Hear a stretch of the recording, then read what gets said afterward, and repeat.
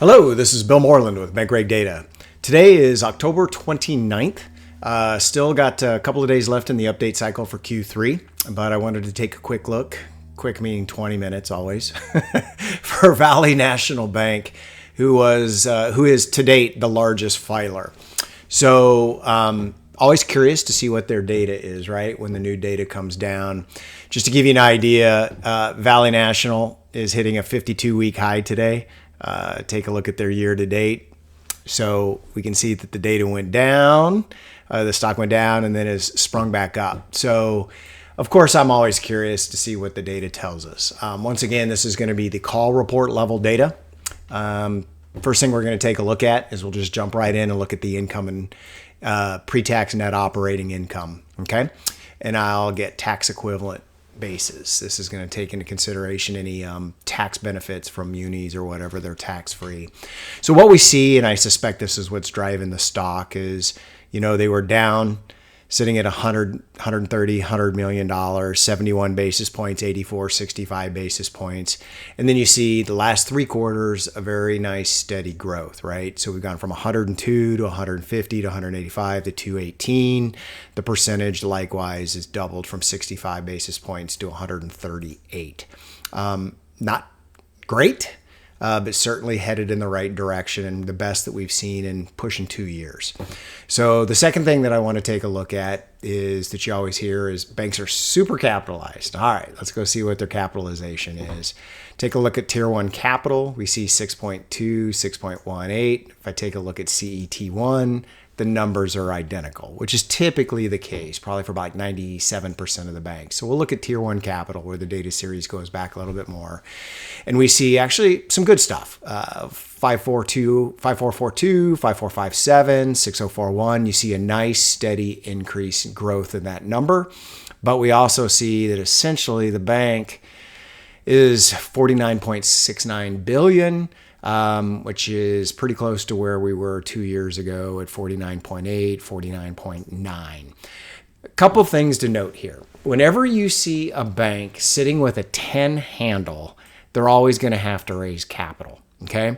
So I don't care what anyone says, 10 very much seems to be the point where the regulatory bodies get in and say you have to start raising that Tier 1 capital percentage. And so if we go back here, we can see, you actually see that here, right? 10, and then the number goes up to 11, and then it works its way back down into the low 10s, and then the number starts going up, and then it slowly starts coming down, and then we see the numbers start going up. So essentially what you've got going on here is the bank very much is conscious, and they are most likely being told to get that number up. So 12.48, yeah, it is. It's headed in the right direction. So we see increasing income and a better Tier 1 capital position than we had before. So those two things, I can see potentially why they would be driving the stock. So let's take a look at a couple of other things. Essentially, I'm always interested in whether or not they're basically selling notes because I want to see what their loan book is doing. So when we come in and take a look at loans 2012, which is the more granular data set, we do see a drop, right? So we're just going to go ahead and keep this right here. And what you always worry about with note sales is, are they selling it to themselves through note-on-note financing, or are they completely off the books? So how we would look for note sales is go back to Bank Home, go back, and we just start working our way through. How much are they doing that's mortgage banking activity? And you can see they are doing some quarter sales, but for the most part, that's 40, 50 million. So that'll give you an idea what the mortgage banking side. Are they selling anything that's non-accrual assets? No, there's nothing that's being sold that's logged as non-accrual at the time they sold it. However, we do see non-accrual assets going up, and we'll come back and look at that. Loans held for sale. All right, so what we're looking at here is essentially we do see during this time frame of 24 Q3, they put out $843 million. That's a for sale sign. We're wanting to sell $840 million. And it looks like that's probably what's driving some of that big drop right there. How much of it was delinquent? We don't see any of it as being reported delinquent. Doesn't mean it wasn't stressed. How do we know if it was stressed? We'd come into income and expense, I go to non-interest income. I look at non-interest income from loan sales, and lo and behold, what do I see? Negatives. All right. So the non-interest income from loan sales is essentially going to be it's a catch-all. It's going to be a catch-all for mortgage banking activity, any SBA 7. And another one is basically selling notes. And those notes could be seed corn, where they're going to make a gain, or they can basically be stressed notes where they're actually taking a loss. So we can see during this time frame, there's a good $8 million, a little over $8 million right there of losses. And realistically, the losses are greater than that, because you know that they're probably booking $1.5 to $2 million, $1.5 to $2 million. So their losses during that time frame are the $2 million, let's say 1.5 each quarter. So that's 3 plus the 8, that's 11. So what you have to do is, it's kind of an interpretive science. It's an art necessarily than just an exact science. But we know that they probably took $11 million of hits when they went and liquidated those loan sales. So in some ways, I'm actually okay with this. So then the question becomes, well, is it note-on-note financing to themselves? Well, if that was the case, you wouldn't see such a big drop, right? You would, because they would just go, at that time, they're probably being C&I, even though they're not supposed to. They're probably, if it's CRE to C&I, but it should be CRE to NDFI. And so we're going to go in here and take a look. Where do we see the drops? Well, we see that there's consistent drops in non-owner occupied. That number keeps getting lower and lower from 15 billion. Multifamily did a little bit of drop, but that was after that period. C&I, CRE. So it looks like probably non-owner occupied. There we go. Looks like there may have been a construction sale as well. So it was, to a certain extent, CRE related. It's going to be non-owner and essentially construction was where the drop. But let's go back on this side, and we're going to pull up all other. So this is the one that everyone's all of a sudden paying attention to. Dude, these been here for a long time. You should always be looking, but it takes losses to catch people's attentions. Where are the NDFIs? NDFIs are basically logged under the all other loans. And the reason is it's a subcategory of that, but realistically, we don't have all the other elements, right? So if we had charge-offs, we had recoveries, we don't have delinquencies, so we're not able to really have that full level of reporting. But we do see on and to their benefit, it's not very big, $1.8 billion. So what we're looking at here is the total all other, and that's going to be, we do see a big jump up in this time frame 2 quarters ago. How much of it's states munis? Not much, a couple $1 million. How much is purchase carry securities? Not much. How much is all other? That's going to be $1 billion. In the NDFI group, so this is going to be all the worries that everyone has, and there's still the cockroaches, so to speak. They've been there for a long time, but there's going to be a lot more. So historically, what we're looking at is that for the most part, it doesn't look like they had a lot of these. As a percent of total loans, it's less than 1. The number has gone up about 650 million. We did not necessarily see, usually you would see it in C&I. So I'm kind of under the impression that these are probably new positions. This is a positive for this bank. What you worry about is when you start seeing banks have 3, 4, 5, 7%. This bank is growing that portfolio, but it's not huge. So another way to look at loan growth is we're going to go to growth metrics, loan portfolios, and I'm going to do year over year. And so we're going to scroll down to this section right here. And really what you're looking at is there's residential. So they are growing resi, right? This is one of those ripples in the pond. Whenever you start to see juniors and home equity growing 10%, that's a sign of consumer stress. I know the banks are going to say they're great, they're secured, housing's never going to go down. But when you see those portfolios going up, it tells you that basically those customers are tapping into home equity. We see the C&I portfolio is up 300, but then we see the foreign C&I, leasing, and non-owners way down. Owner occupied's up, multifamily's down, construction's down, right? So we know that there was some liquidations going on down there. And low and down here, we see that 150 million to 828. There's a $670 million increase in essentially NDFIs. And so what we're looking at with their NDFIs is there are some categories here. Mortgage is a small percentage of it, business credit, private equity, and other. These are interesting, but they don't really tell us a whole lot, right? We don't know what that means. We don't really know what that means.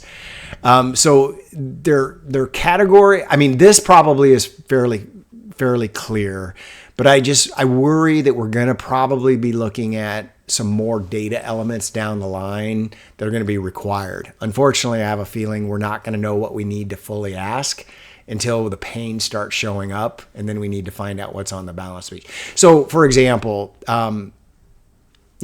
subprime car lending. Is that consumer credit? Well, wouldn't it be better just to ask for subprime credit lending? I would rather know that than, and we don't see any of that here, but is note-on-note financing, is that private equity or is that other? And does it depend upon whether or not it's your loans or someone else's taking it off someone other bank's balance sheet? So there's really not a lot of current knowledge about what those categories entail. But anyway, net, this is actually not a bad thing. I think they're doing a pretty decent job. So far, a lot to like, right? I can see why the stock is moving up. So what we're going to do is we're going to basically come back into the balance sheet, and we're going to take a look at what they're sitting at. Their securities portfolio is 12.2%. Cash is low. I'm not a big fan of cash that low. I get it. I understand why they think they need to put the money to work. And I get it in an environment where basically rates are going down. You're probably not going to want to sit as much, but even 4% is pretty good money, right? Sitting at the Federal Reserve. And so what we've noticed in the past is banks that held more cash generated excess returns in the 2022, 2023, 2024 as rates were higher or normal, depending upon your age group, but elevated compared to recent history. Securities, they are basically starting to add a lot more securities, right? So we do see that, which makes sense. Upwards of 12.2% of their book. What have they been adding? Pop down here. I change this to, let's go back to 2024 Q2, and this will give us an idea. It's all mortgage back. So everything they're doing is basically mortgage backs. Their treasuries are pretty much flat. Agency, they actually shrink in munis a little bit, but it's all MBS. All right, so lots of good things here. Let's go ahead, and I'm going to take a real quick look at core deposits. I always want to see if that number's growing. It is. That means that chances are their brokered deposits, are going down. What about their FHLB advances? And we see that number kind of going down, but just a little bit based upon where they're at. There's a big jump up during that time frame, obviously, in Silicon Valley Bank. So a lot to like on the funding or their funding side or their liabilities, a lot to like on the income and the capital. So we're going to now kind of get a feel for asset quality. And we've already looked at this a little bit, and your eyes already should have gone here, here, and here. We do see delinquencies climbing. We do see restructureds climbing. And you should always pay attention to the restructured chart. Remember the Ferris wheel. We now have reporting as of 23 Q1 that's no longer what I would say is honest, but let's say at least consistent. Prior to 2023 Q1, as you added more people to the TDR or loan modification Ferris wheel, so you lower their payment, they get on the Ferris wheel, they work around making payments that are lower. The Ferris wheel only ever got bigger. So when you see these numbers climb and go down, what they're doing is they're taking people off the Ferris wheel. So don't just assume that this is a good thing. This is a good thing. You really have to understand what they're doing. And so we'll get into this as well. But we do see delinquencies climbing. And really what we're paying attention to here is their top 3 portfolios have considerably higher non-performing loan rates than similar sized peers. Now, to be fair, peers aren't completely, this is a big bank, the biggest bank, so all the other big banks have not filed. So the peer numbers may be a little low, compared to what you would normally see with the bigger banks having issues. But we see non-owner occupied, that number's going down in terms of a denominator. Delinquencies, you're starting to see some pinging in and out. So I always tell the note buyers, they're stressing this system. It comes in, it disappears. It comes in, it disappears. Does it flow through to late stage? And some of it does. Some of it flows back into current performing status. But we're now seeing a bank that 2 years ago was at 21 basis points and they could tell everybody their CRE portfolio was fine.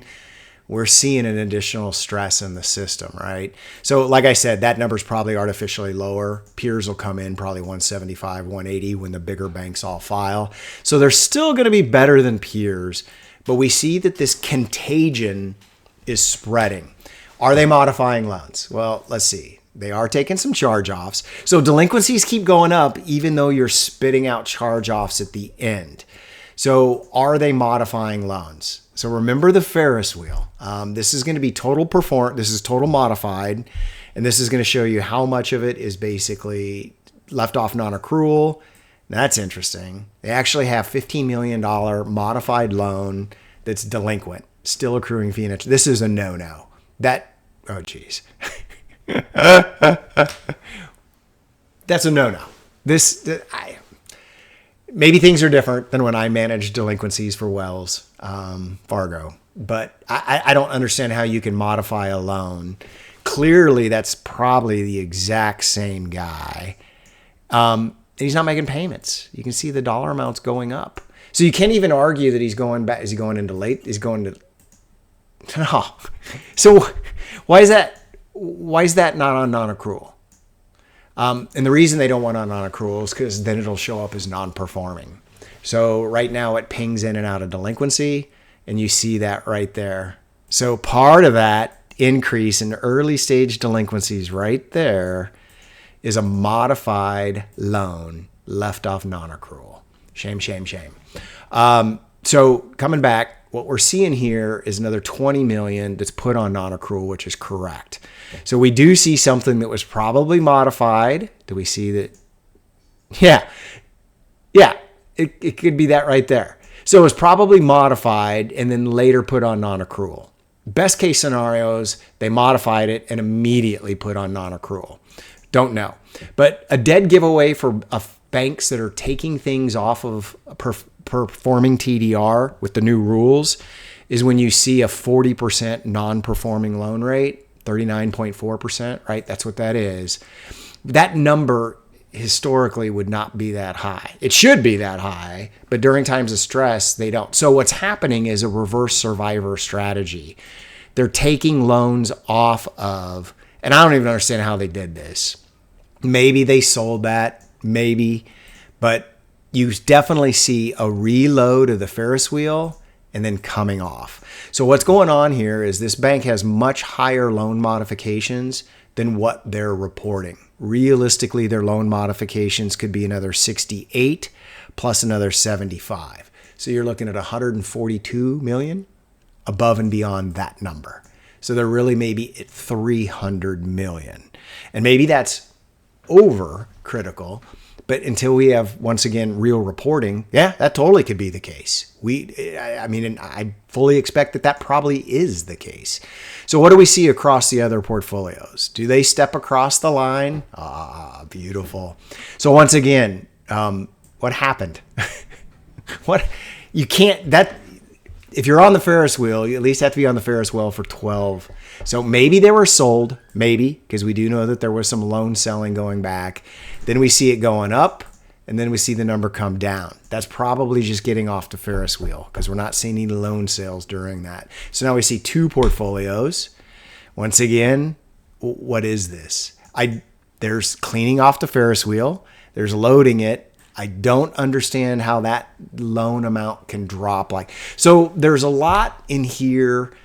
Portfolio, we already looked at that one. Portfolio after portfolio, empty the Ferris wheel, load it back up, start to empty it, load it back up, people start coming off. So you could literally be looking at 101 million plus 26 million. So now we're looking at 127 million plus 15.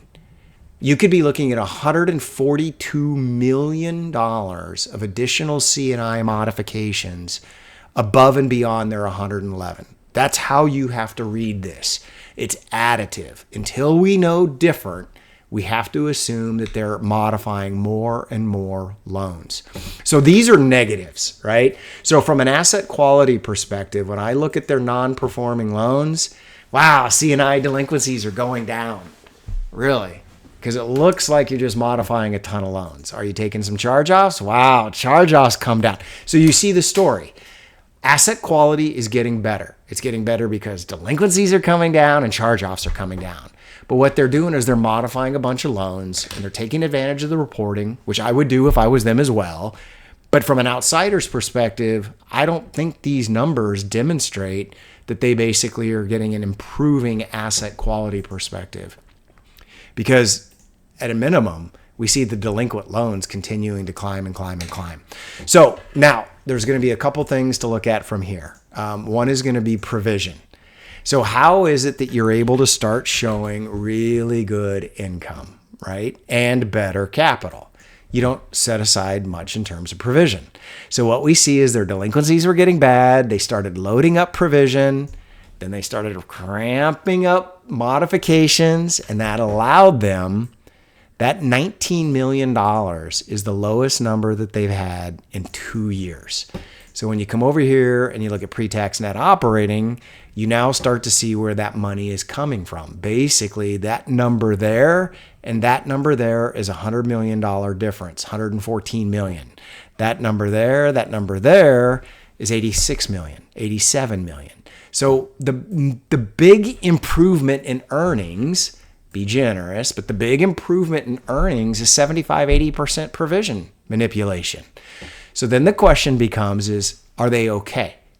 Should they be doing that from a risk perspective? I go to asset quality. I basically go to allowance. This is the other platitude. Banks are more reserved than they've been in a long time. So if you look at the dollar amount, you basically see it's going up.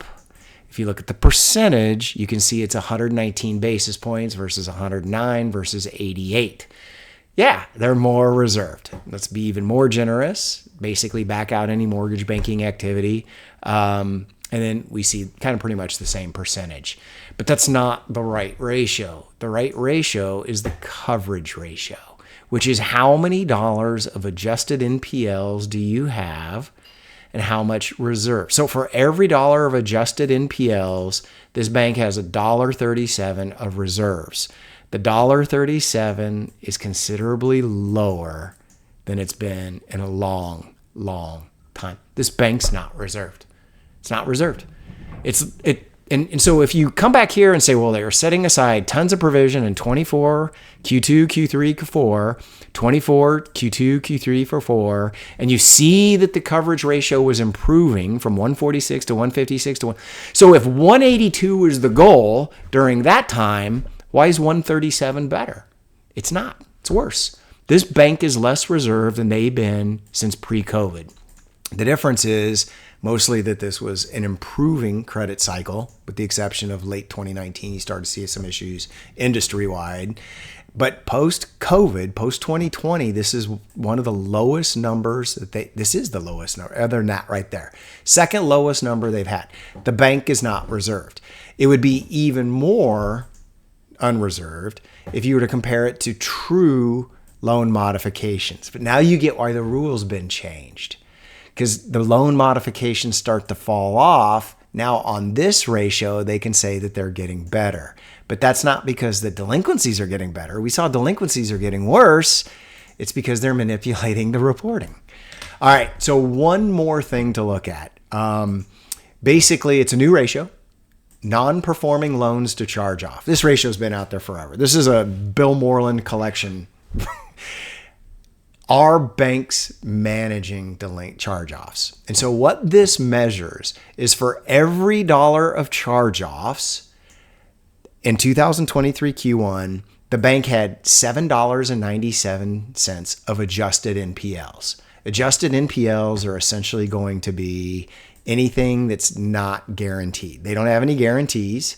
So the gross number is the same as the net number. But here we look at the net. If there happen to be guarantees, we take them out. But notice this. They had 7. So it was 12. And then you see it fell. Why did the number fall? Because they took more charge-offs. Then then the number builds and builds. And what happens? You're gonna once you start climbing that number, you're going to have to start eating charge-offs. So you can see it. They're managing charge-offs. So they took a ton of charge-offs in Q1. But then in Q2 and Q3, they basically decided to take very low charge-offs. So how do you do that? Well, you just get a promise. Hey, I manage collection shops. Hey, we need to get charge-offs down. Anybody remotely close to saying they can pay, you count it as a promise. If you count it as a promise, it doesn't get charged off that cycle. It moves over to the next quarter, and then you eat the charge off there. But sometimes you can keep repeating that. Even though you know the promise is weak, the promise to pay, you can still slide your charge-offs around a couple of quarters. But you can't get away for it for long. So what you see is they were basically, NPLs were going up. They were keeping charge-offs low. This ratio started to get considerably higher than everyone else in that peer group. So what happened over the course of the next year? They started to eat a lot of charge-offs. But then what starts to happen? Basically, the number goes up the next quarter, and it goes up even more the next quarter. And now, so this great quarter that we had on earnings, let's go back. It's smoke and mirrors, guys. Basically, we've already established 75% of that dollar increase was provision manipulation. But the other chunk of that is they're basically just not charging anything off. The numbers are getting smaller and smaller and smaller. So you could make a really good argument that the only thing that's happened with Valley National Bank this quarter versus prior year quarter was that they've just been manipulating provision to show more income, manipulating charge-offs to justify that. But I would argue, look at this, 357 to 426. I mean, that's another 60, 40, 46, 40, $49 million. Delinquencies aren't going down, they're going up. So this bank is going to start taking some charge-offs in the next quarter or two, would be my guess. All in all, there's things to like, but I don't think that this bank is fundamentally stronger than it was a year ago. From an asset quality perspective, it's weaker. It is better capitalized, but I don't think it's better reserved at all. I don't think they have enough reserves. So anticipate moving forward. Now, does the market care? Probably not. Market never cares. I could be totally wrong, but looking at the numbers, it's hard to argue that this bank is in a better asset quality perspective than it was a year ago. As always, if you have any questions, please feel free to reach out and give me a call.